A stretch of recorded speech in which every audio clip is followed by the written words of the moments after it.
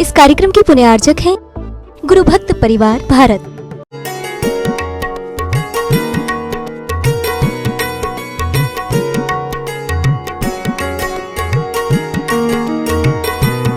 अब आहार देकर के आ गए, महाराज जी के पास बैठे थे। मैं आया तो महाराज जी ने कहा गंभीर सागर। मैंने कहा क्या? बोले इनकी अंगूठी गिर गई। मैंने कहा मैं क्या करूं? तो मैंने थोड़ी उतराई थी। बोले नहीं नहीं नहीं महाराज जी, ऐसी कोई बात नहीं है, वो तो गिर गई, कोई बात नहीं। हम वही महाराज के पास खड़े रहे और आंख बंद की। मैंने कहा आप किसी को भेज दीजिए। और 1 घंटा लगभग हो गया, 1.25 घंटा। उस समय पंचकल्याणक की क्रियाएं, पंचकल्याणक चल रहा था। चौराहे पर अंगूठी पड़ी होगी। मैंने कहा कि आप भेज दीजिए किसी को। उन्होंने अपने 2 मैनेजर को, एक पोतदार या पाटीदार था और एक और कोई छावड़ा जी थे, उन दोनों मैनेजर को भेजा। और हजारों आदमी अप डाउन कर रहे हैं उस जगह से। अब उन्हें करीब 50 फुट दूर से उसका नगीने से किरण निकलती हुई दिखी, क्योंकि प्रकाश सूर्य का था। उन्होंने कहा कुछ चमक रहा है। दोनों बातचीत करते करते गए। अब उन्होंने कैसे उठाएंगे, लोग अभी कुछ कहेंगे, तो जेब से पर्स निकाल के गिराया और अंगूठी उठा करके आ गए। लौट के आए, अशोक जी को अंगूठी दी। महाराज जी से कहा महाराज जी मिल गई। अशोक जी मेरे पास आए, बोले महाराज जी अंगूठी मिल गई। मैं क्या करूं? तो कहने का मतलब है कि अगर आपके अंदर दृढ़ता और विश्वास है और धर्म के प्रति आस्था है, धर्म के प्रति प्रतीति और लगाव है, तो आप कभी जीवन में धोखा नहीं खा सकते। हम अपने जीवन में बहुत सारी परेशानियां अपने जीवन को मिथ्यात की ओर ले जाते हैं। राग देश कसाईयों में रागी देशियों के लिए मस्तक झुका देते हैं। यहां वहां जहां तहां मत पूछो कहां कहां झुका देते हैं। मगर जो जैन कुल में जन्म लिया है, जैनेन्द्र के कुल में, वह इतना आस्थावान होता है, इतना विश्वासपात होता है कि दुनिया की कोई भी ताकत उसे कहीं यहां वहां झुका नहीं सकती। और जिनने झुकाया उनका जीवन क्या हुआ, कल महावीर स्वामी के बारे में अपन ने थोड़ी सी चर्चा की थी। कौन थे महावीर? उसके पहले भरत चक्रवर्ती के बेटे थे, मरीचि के नाम से जाने जाते थे, जिसके दादा प्रथम तीर्थंकर, इस युग के आदि में प्रथम तीर्थंकर हुए, जिनके 101 बेटे बेटियां थे। और पहले बेटे भरत चक्रवर्ती के पुत्र वह मरीचि थे। मगर जिनकी 2 बुआएं युग के आदि में आदिनाथ स्वामी के समूह श्रवण में आदि का दीक्षा ली, जिसे दादाजी की तीर्थंकर जैसे दादा की गोद मिली हो, चक्रवर्ती जैसा पिता मिला हो, कामदेव जैसा चाचा मिला हो, और भी उसके साथ 99 चाचा मिले हो, वो व्यक्ति दुर्गति का पात्र हो रहा है। विचार करना ये मिथ्यात कितना खतरनाक है। मिथ्यात का मतलब है उल्टा, जो जैसा नहीं है वैसा मानना, वह मिथ्या कहलाता है। अब आप विचार करेंगे। और उस मरीचि ने पहले तो दीक्षा ले ली आदिनाथ स्वामी के साथ। 4000 राजाओं ने दीक्षा ले ली, मगर कोई 1 महीने में, कोई 2 महीने में, कोई 15 दिन में, कोई 8 दिन में पतित हो गए। वह मरीचि भी, जिसके दादाजी तीर्थंकर हैं और मुनि बनकर के जिन्होंने 63 रिद्धियां प्राप्त कर ली हैं, ऐसी ताकत का पोता कह रहा ये आदिनाथ ढोंगी है। समझना, ये धर्म कर्म कुछ भी नहीं है। और यत्र तत्र झोपड़ियां बना करके अपने संगी साथियों को मिथ्या मार्ग की ओर ले गया। 363 मत की उत्पत्ति करने वाला उनका नेता अगर कोई है तो वो मरीचि। यज्ञों में हिंसा कराने वाला, क्या दुर्दशा हुई। 8 करोड़ बार गधा बना, डंकी बना, डंकी, डंकन भी बना होगा। डंकी बना, 50,000 बार नीम का पेड़ बना, 60,000 बार गर्भपात हुआ, एबॉर्शन अपने आप, 60,000 बार वेश्या बना, हाथी बना, नरकों में गया, राजा बना, पता नहीं क्या क्या बना। एक बार यहां वहां जहां तहां, मत पूछो कहां कहां मस्तक झुकाने में। तुम कहां कहां झुकाते हो? तुम तो गाड़ी में चलते चलते कहीं को दिख जाए पिपिप। ये पिपिप क्या है पहले मैं नहीं समझता था। मैं बिहार करता था और गाड़ी सामने से आ रही है, कोई ट्रैफिक नहीं, हमारे साथ जो 20-25 लोग चल रहे हैं बिल्कुल किनारे चल रहे हैं, एक तरफ का रास्ता खाली है, वहां से कोई मोटरसाइकिल वाला आता है, कहीं झंडा देखता है, पिपिप। मैंने कहा ये पिपिप क्या है? कोई ट्रैफिक नहीं है, कुछ भी नहीं, इसने हार्न क्यों बजाया? बहुत दिनों के बाद समझ में आया कि ओहो, इसने उस जगह पे सलामी दी है, इसने उस जगह पर नमस्कार किया है, इसलिए सम्मान के लिए बजा रहा। मैंने देखा है क्या यहां वहां जहां तहां, मत पूछो कहां कहां क्या क्या रखा है। इसलिए प्रत्येक व्यक्ति को पी के देखना चाहिए। पी के नहीं देखी तुमने? वो पी के नहीं, गड़बड़ मत कर लेना।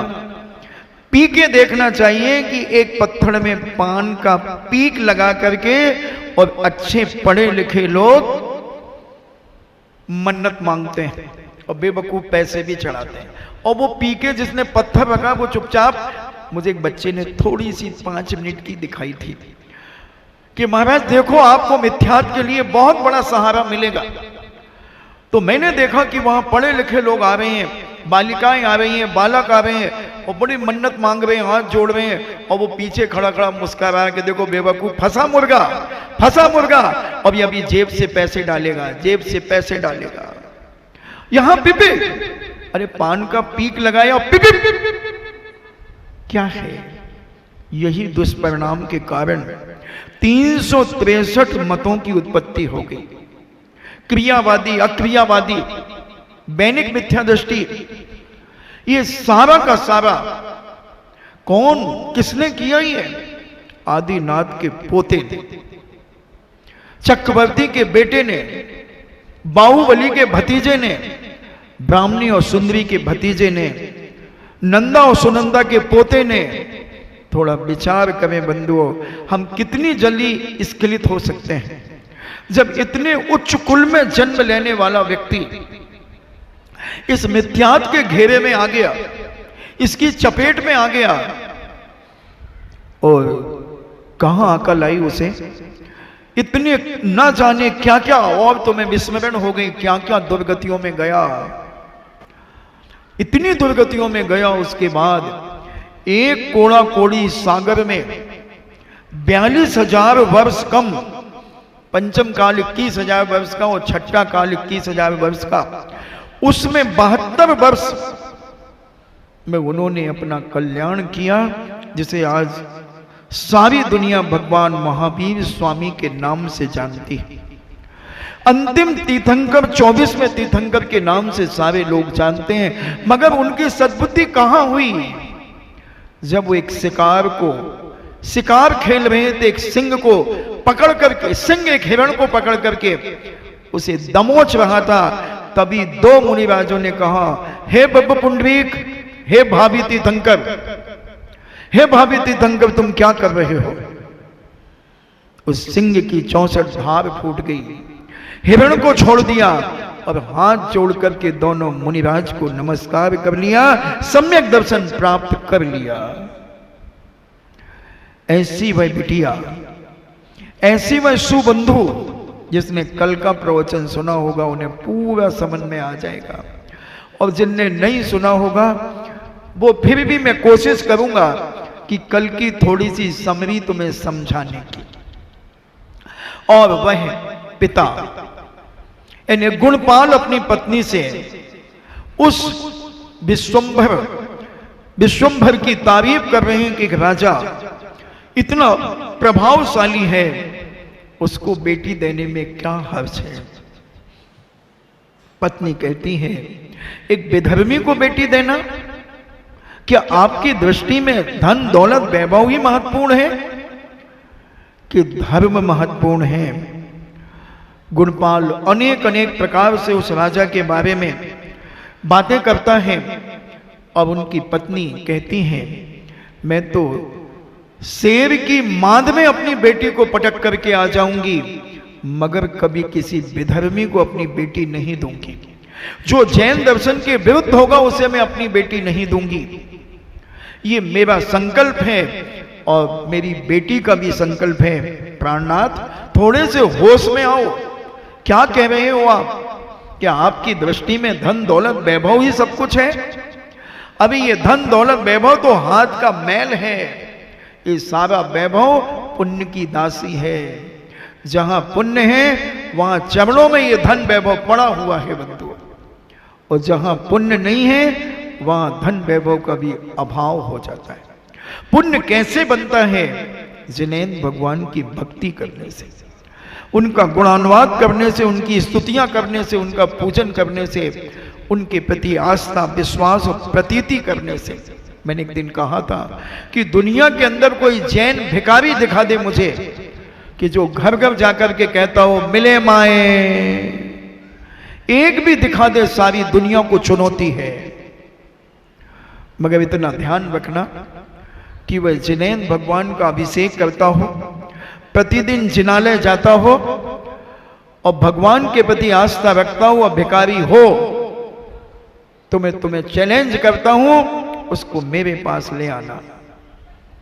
मुझे विश्वास है कि देव सास गुरु को मानने वाला न भिखारी है, न होगा और न जिंदगी में कभी रहा।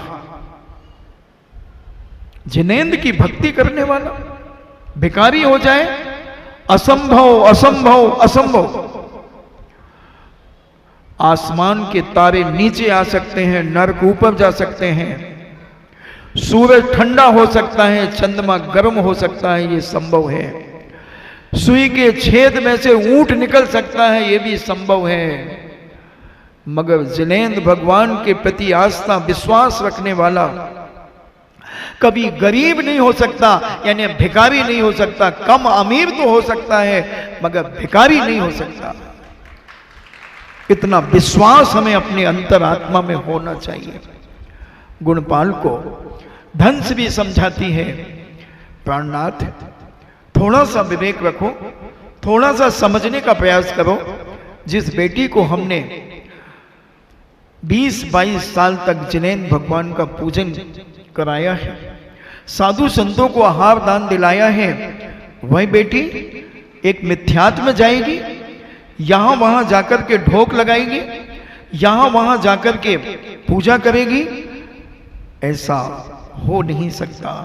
मैं अपनी बेटी को सिंह की मांद में दे दूंगी, किसी मंदोदमत हाथी के चरणों से दबा करके उसे मार दूंगी, तो भी मेरी बेटी का सम्यक दर्शन नष्ट नहीं होगा। मगर अगर मैंने अपनी बेटी को किसी विधर्मी को दे दिया तो मुझे 1000 दिगंबर जैन मंदिर तोड़वाने का पाप लगेगा। एक मंदिर बनाने में कितना पुण्य और एक मंदिर तोड़ने में कितना पुण्य है और कितना पाप है बंधुओं। फिर तुम अपनी एक बेटी को जिसने गर्भ से दिगंबर जैन दर्शन को स्वीकार किया हो, गर्भ में लोरियां सुनी हो, गर्भ में माता की भक्ति का स्मरण उसने किया हो, और उस बेटी को हम विधर्मी के हाथ में दे दें, केवल चमड़ी और दमड़ी देख करके दे दें, केवल एक बाह्य वैभव देख करके दे दें?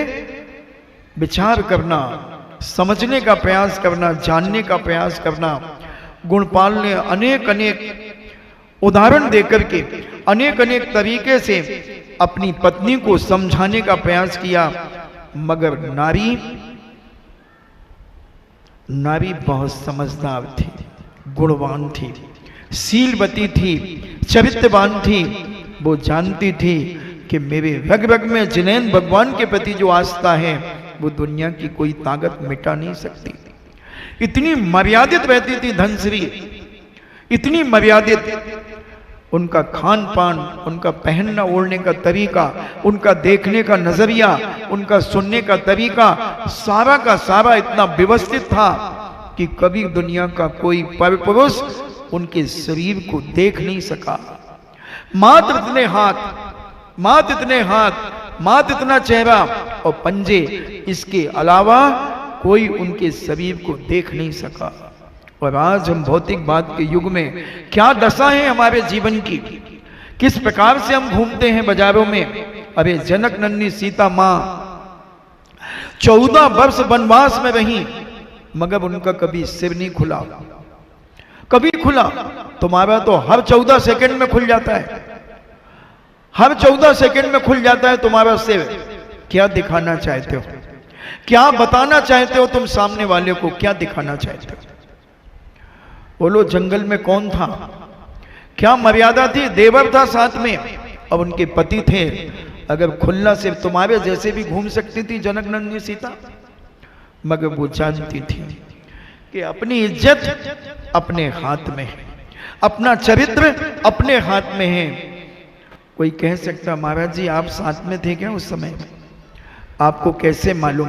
क्योंकि कोई मन चला कह सकता है, कोई मन चली के मन में ये प्रश्न उठ सकता है। तो मैं कहना चाहता हूं कि जनक नंदिनी सीता का कभी सिर नहीं खुला। तुम्हारी ही तो जेठानी थी, तुम्हारी ही तो भाभी थी, तुम्हारी भी तो भाभी माँ थी, दादी हो सकती, माँ हो सकती, बहन हो सकती, कुछ भी हो सकती है। उनका कभी सिर क्यों नहीं खुला? और उसी कुल में जन्म लेने वाली नारी आज यदवा तदवा तरीके से क्यों घूमती है? क्या दिखाना चाहते हो? ऐसा क्या है तुम्हारे पास जो तुम अपना सब कुछ बर्बाद करना चाहते हो? महाराज जी हमारे अंदर तो एक प्रश्न उठ रहा है कि आप ये बताओ कि आपको कैसे मालूम कि सीता का सिर नहीं खुला? सब महिलाओं के अंदर ये चुलबुली छूट रही होगी, गुदगुदी हो रही होगी कि आपको कैसे मालूम? जो हमेशा खुल्ला से व्यक्ति उनको जरूर चुलबुली छूट रही होगी, और जो ढाकती हैं वो तो कह रही होगी नहीं वो तो ढाकती होगी, ऐसा हो ही नहीं सकता, क्योंकि वो राजा दशरथ की बहू थी, रामचंद्र जी की बहू थी, राजा दशरथ के बेटे की बहू थी। हो ही नहीं सकता। राजा दशरथ में एक बहुत अनुशासन प्रिय राजा थे, उनकी रानियां भी बहुत विवेकशील और गुणवान थी।